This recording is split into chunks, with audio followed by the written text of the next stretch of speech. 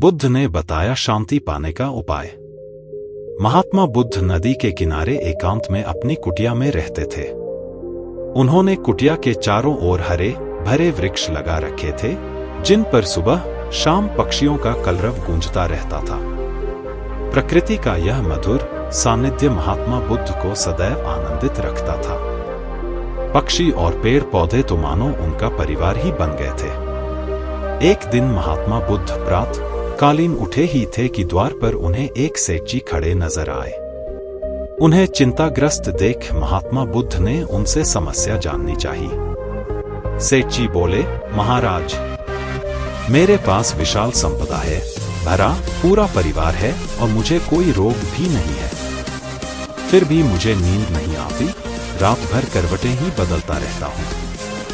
महात्मा बुद्ध ने आत्मीयता से सेठ जी के सिर पर हाथ फेर कर कहा, सेठ, तुम्हारे पास सब कुछ भले ही हो, किंतु वह नहीं है जो नींद के लिए आवश्यक है। सेठ ने पूछा, वह क्या है महाराज? महात्मा बुद्ध बोले, तुम चारों ओर चिंताओं से घिरे हो।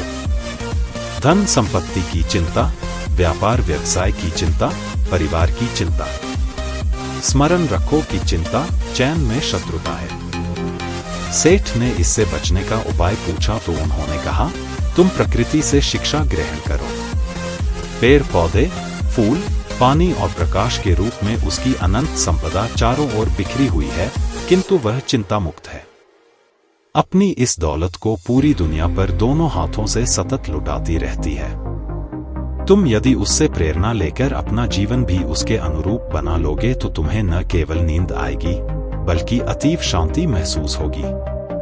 सेठ ने महात्मा बुद्ध की बात का मर्म समझा और लोक कल्याण की राह पर चल पड़ा।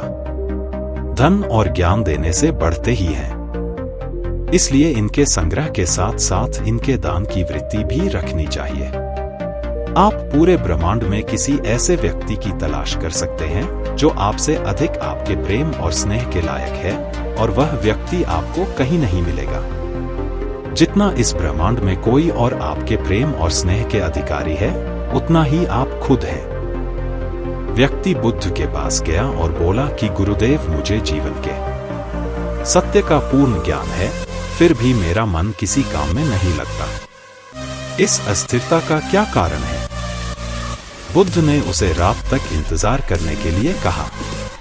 रात होने पर वे उसे झील के पास ले गए और झील में चांद का प्रतिबिंब दिखाकर बोले कि एक चांद आकाश में और एक झील में, तुम्हारा मन इस झील की तरह है। तुम्हारे पास ज्ञान तो है, लेकिन तुम उसे इस्तेमाल करने की बजाय मन में लेकर बैठे हो, ठीक वैसे जैसे झील चांद का प्रतिबिंब लेकर बैठी है।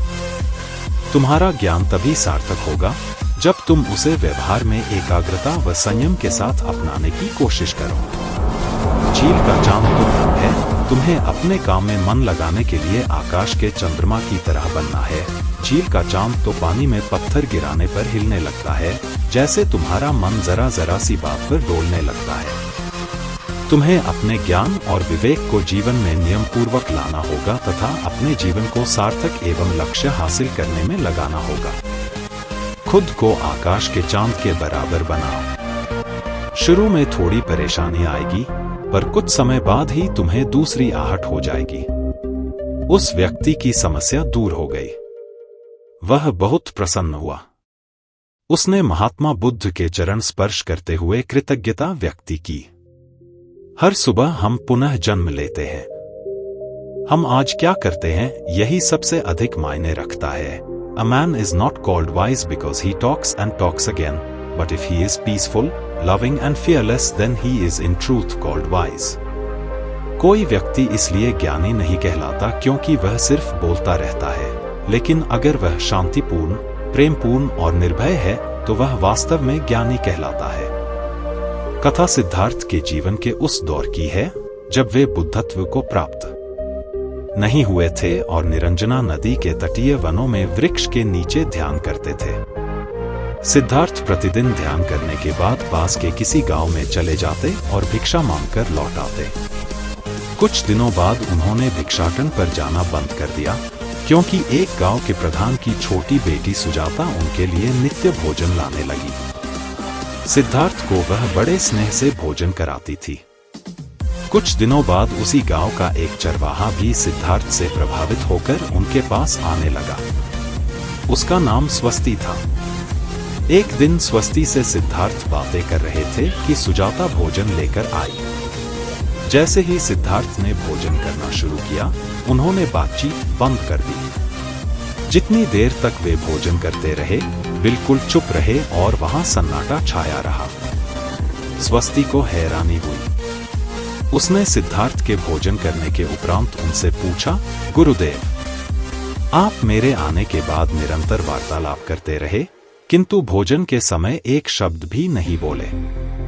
इसका क्या कारण है? सिद्धार्थ बोले, भोजन का निर्माण बड़ी कठिनाई से होता है।